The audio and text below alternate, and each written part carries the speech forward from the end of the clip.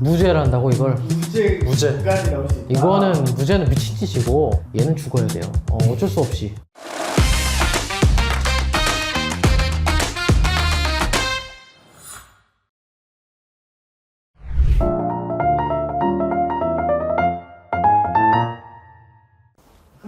좋습니다. 가겠습니다.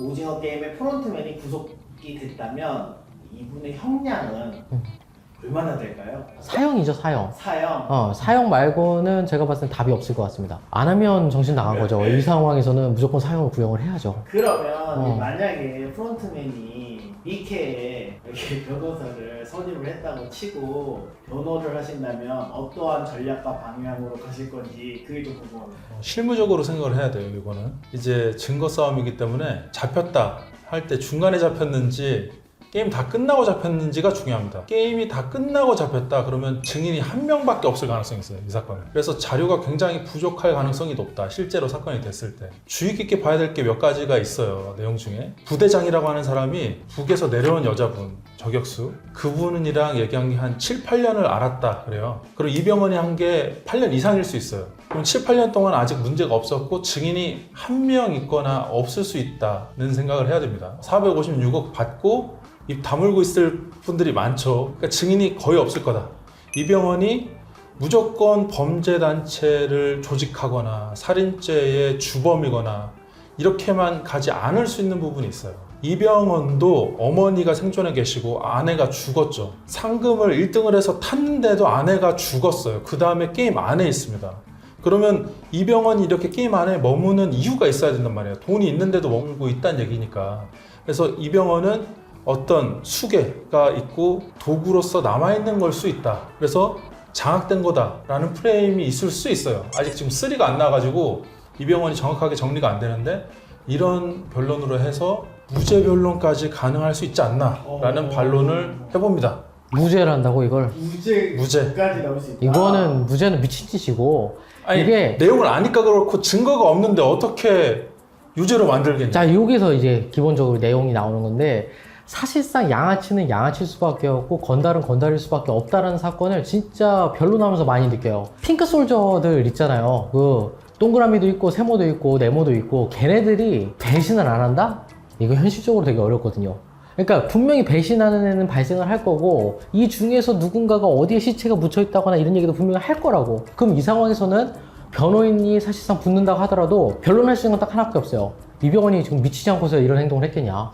이건 뭐 정신적으로 애가 문제 있는 거다. 그래서 심신미약 주장하는 거 말고는 사실상 변론을 할 것이 없다. 내가 봤을 때는 사형 안 나오면 다행인 거고, 내가 봤을 때는 무죄 변론한다는 거는 첫 번째 뭐 미쳤다거나 변호사가 미쳤다거나, 아니면 두 번째는 어차피 죽을 건데 마지막으로 한번 무죄로 다퉈봅시다. 이거 말고는 답이 없지 않나? 저는 이제 그렇게 생각을 합니다. 아니, 사실관계가 중요하다니까요. 증인이 한 명일 가능성이 꽤나 있다. 게임이 다 끝나고나 잡혔다면. 아니, 그리고 프론트맨 가면을 쓴 상태에서 잡혀야 돼요. 그게 아니면 이병헌이 프론트맨인지도 모르는 사람들이 많을 수 있단 말이에요. 그렇긴 하네. 그거는. 네. 그런 의미라면은 그건 받아들일만 한데, 근데 문제는요, 핑크 솔저라니까? 핑크 솔저는 이병헌 얼굴을 알아요. 모르는 애들도 있죠. 아니, 모르는 애들도 있겠지만 대부분 알아야 돼. 왜 그러냐면은 만약에 이병헌이 혹은 영일남이었나요? 그 할아버지가 처음에 나갔을 때 그 할아버지가 게임이 졌다고 죽이면 안 되거든. 그러니까 다 알려줘야 돼, 얘네들 얼굴을. 전 죽일 수도 있다고 생각했어요. 그 아, 정도 그래요? 각오는 하고 그 게임은 들어가야 된다고 생각해요. 그 아, 게임에 들어갔다면. 나는 그 양반들의 그 해맑은 모습을 보면서 절대로 죽지 않겠다는 생각을 하니까 저렇게 들어갔겠지라고 생각해서 저는 그 사람들은 죽을 일은 없다라고 생각을 하고, 그러면 핑크 솔저 애들 중에서 분명히 누군가가 배신을 할 거다. 어쩔 수 없이 그냥 사형을 받아들일 수밖에 없지 않나라고 생각은 하는데, 물론 제가 변호를 한다고 하면 저 같은 경우도 어차피 죽을 거 그냥 무죄 한번 다퉈봅시다라고 하긴 할 것 같아요. 저도. 그러면 프론트맨 입장에서 수괴가 따로 있다를 계속 주장을 한다면 어떻게 될 것 같으세요? 그거 다루기 전에 정리할 필요가 있는 게, 얘가 죄책이 어떤 것들이 있냐를 한번 정리해보는 게 필요할 것 같아요. 얼마나 많은 죄를 졌느냐. 뭐 생각하시는 거 하나씩. 제가 먼저 해볼게요. 살인죄, 그렇죠. 살인, 교사 뭐 해서 죽이는 종류 다 있죠. 그다음에 이병헌이 2부에서는 그 안에서 싸움질하는데 막 엄청 잘 싸워요, 이병헌이. 그러니까 폭행, 상해를 이제 이병헌이 직접 하는 게 있고, 그 다음에 시체를 이제 죽으면은 관에 넣고 이거를 태웁니다. 사체 손괴 그리고 유기 있어요. 뭐 어쨌든 이런 팀을 만들었다는 게 범죄 단체에 대한 부분이 맞아. 발생할 거고, 그 다음에 게임을 하고 싶은 사람도 있었지만 반수는 안 하고 싶어 했단 말이에요. 투표를 하면서 걔네들에 대해서 강요나 협박이 될 수도 있을 걸로 보이고, 감금도 있고. 감금도 있을 거고. 재미난 사건 중에 하나는 도박 개장죄.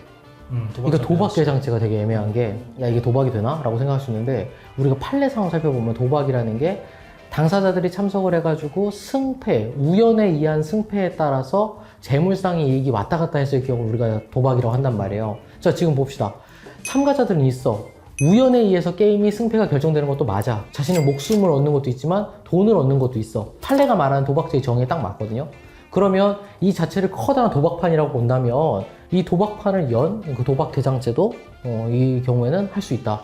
저는 이제 그렇게 생각을 합니다. 걷게 되면은 도박 개장 했는데 거기서 업무방해가 인정된 사례가 있거든요. 판례 중에. 이병헌이 알고 들어가잖아요.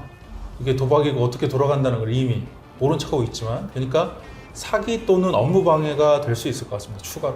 네, 이거는 진짜 그냥 논리적인 얘기인 거고 사실상 안 될 거고요. 어차피 다 살인으로 다 귀결되면은 어차피 죽는 거니까 사실 의미가 없습니다. 뭐 제가 했었던 도박 개장죄나 협박죄, 강요죄 다 합쳐도 사실 3년 이상 받기가 쉽지가 않아요. 근데 살인이 하나 꼈다?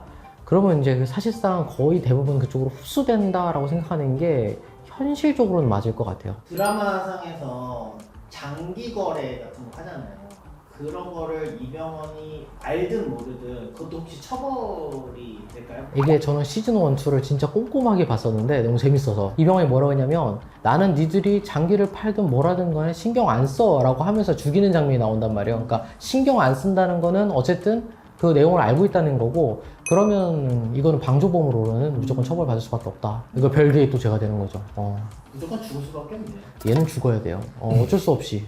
그럼 한국은 사형을 실질적으로 안 하잖아요. 그렇죠. 그러면 사형이 판결이 나고 무기수로 사는 판결이 대한민국이라면 나올 수 있겠네요. 저 개인적인 소신 발언으로는 사형이 어느 정도 집행은 좀 돼야 될 것 같은데, 지금 이 사건이 만약에 실제로 발생했고 이 사건 잡혔다라고 하면은 그때는 누군가는 집행하지 않을까요?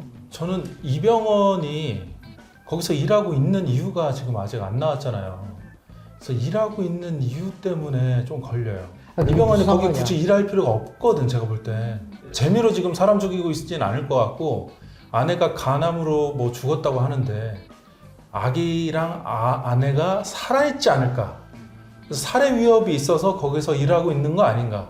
약간 피동적으로 그 VIP들을 위해서 끌려가는 모습이 있었거든요. 1편에서. 그런 위협에 있어서 있는 게 아닌가 해가지고 그런 게 있다면 사형까지 안 갈 수도 있지 않을까 하는 생각도 합니다.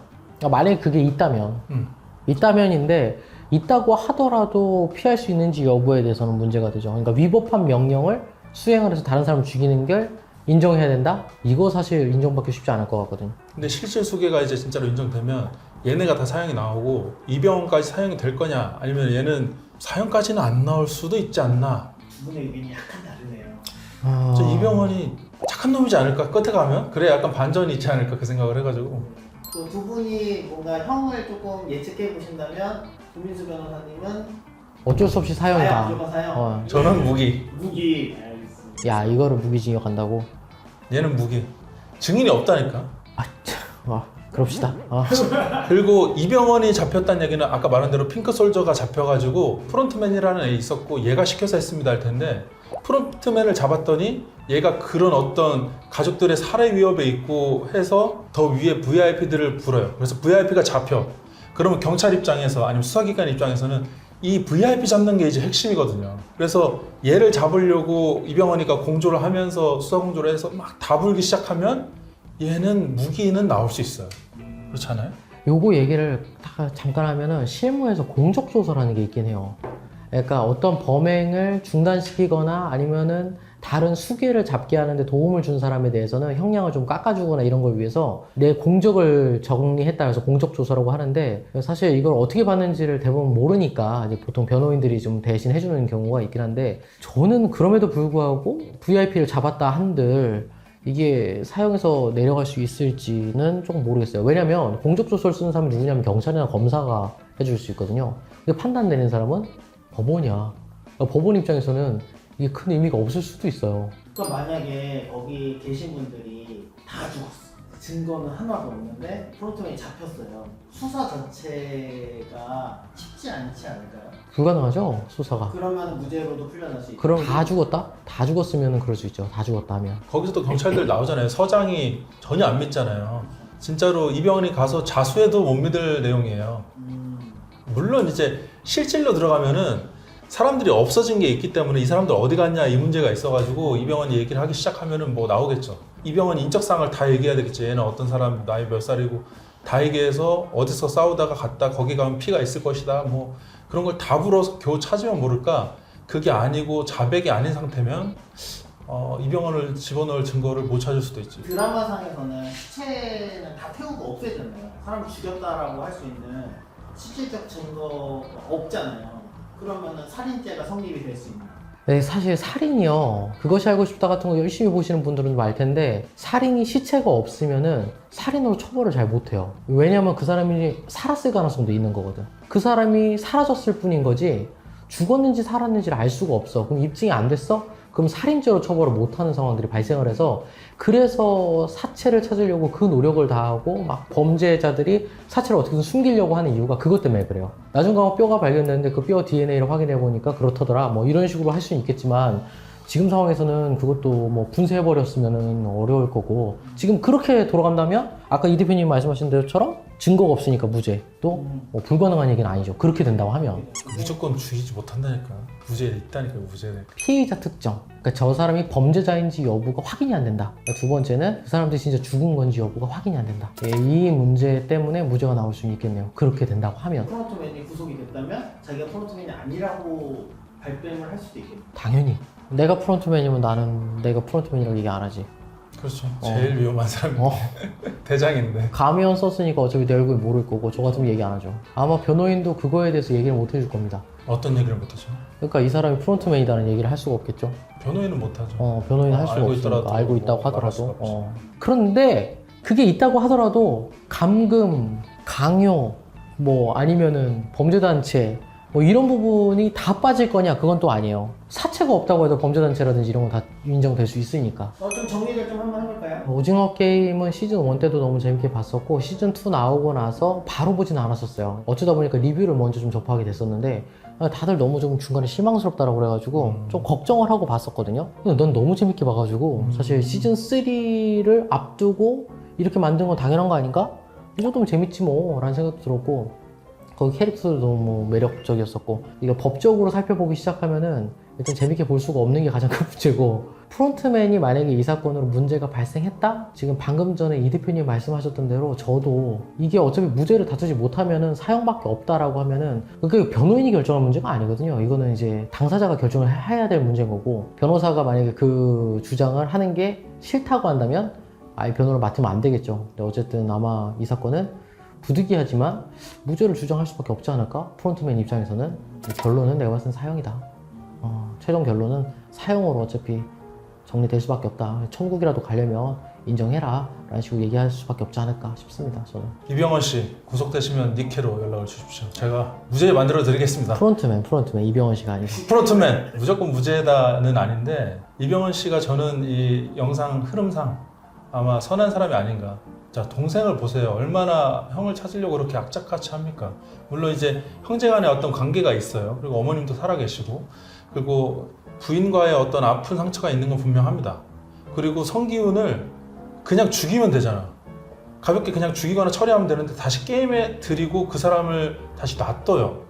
이런 걸 보면은 뭔가 게임 속에서도 미묘하게 농락 어떤 농락일 수도 있지만 어떤 정의관념이 있는 걸 수도 있고 게임을 더 즐겁게 하는 요소일 수도 있는데 또 뭔가 좀 꺼림칙한 게 있다. 그래서 프론트맨이 뭔가 끌려가는 사람일 수 있다. 그런 가정을 한번 세워보고 그럴 때에 만약에 증거가 거의 없다면 이런 프론트맨이라도 구속이 안 되고 뭐 사형이 안 되고 할 수도 있지 않나 하는 이제 상상을 하면서 저는 봤기 때문에 어떻게든 구속이 안 되는 쪽으로 아니면 사형이 안 되는 쪽으로 논리를 짜봤는데 사형시켜야죠. 결론적으로 그런데 너무 많은 사람들을 죽인 사건이 돼버리니까 실제로는 이제 재미를 한번 최대한 구속 안 시키고 그러니까 무조건 안 시키고. 막아야 된다고 하면은 그렇게 해보는 거고. 음. 근데 지금 저는 아무리 생각해도 정신감정 하는 거 말고는 이 사람의 정신 상태는 제대로 확인할 수가 없다. 네, 저는 그렇게 결론을 내리고 싶어요. 정신감정 해도 멀쩡하게 나올 거예요. 그래서 할 게 아니에요. 그쵸. 정신감정. 정신감정 해도 멀쩡히 네. 나올 것 같긴 해요. 네.